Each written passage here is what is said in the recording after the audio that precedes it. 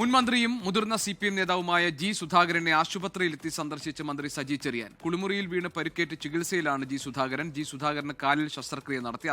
ജിക്ക് ഇന്നലെ രാവിലെയാണ് കുളിമുറിയിൽ തെന്നി വീണ ജി സുധാകരന് കാലിന് മൾട്ടിപ്പിൾ ഫ്രാക്ചർ ഉള്ളത്. ഇന്നലെ ആലപ്പുഴയിലെ ഒരു സ്വകാര്യ ആശുപത്രിയിൽ പ്രവേശിപ്പിക്കുകയും അവിടെ നിന്ന് പിന്നീട് പരുമല ആശുപത്രിയിലേക്ക് കൊണ്ടുപോവുകയും ചെയ്തു. വിദഗ്ധ ചികിത്സ ആവശ്യമുള്ളതുകൊണ്ടാണ് അവിടേക്ക് മാറ്റിയത്. ഇന്നലെ രാത്രിയോടുകൂടി ശസ്ത്രക്രിയ പൂർത്തിയാക്കി അദ്ദേഹം ഇപ്പോൾ വിശ്രമത്തിലാണ്. ഈ തദ്ദേശ തെരഞ്ഞെടുപ്പൊക്കെ അടുത്തിരിക്കുന്ന സാഹചര്യത്തിൽ 2 മാസത്തോളം അദ്ദേഹത്തിന് വിശ്രമമാണ് ഡോക്ടേഴ്സ് പറഞ്ഞിരിക്കുന്നത്.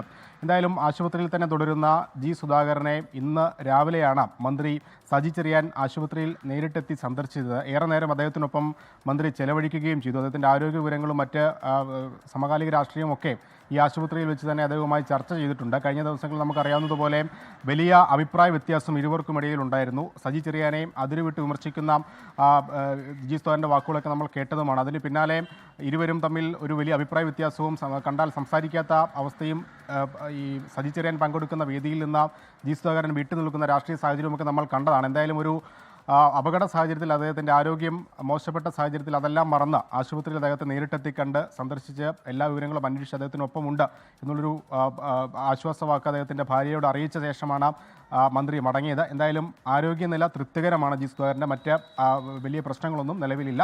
2 മാസമാണ് വിശ്രമം പറഞ്ഞിരിക്കുന്നത്.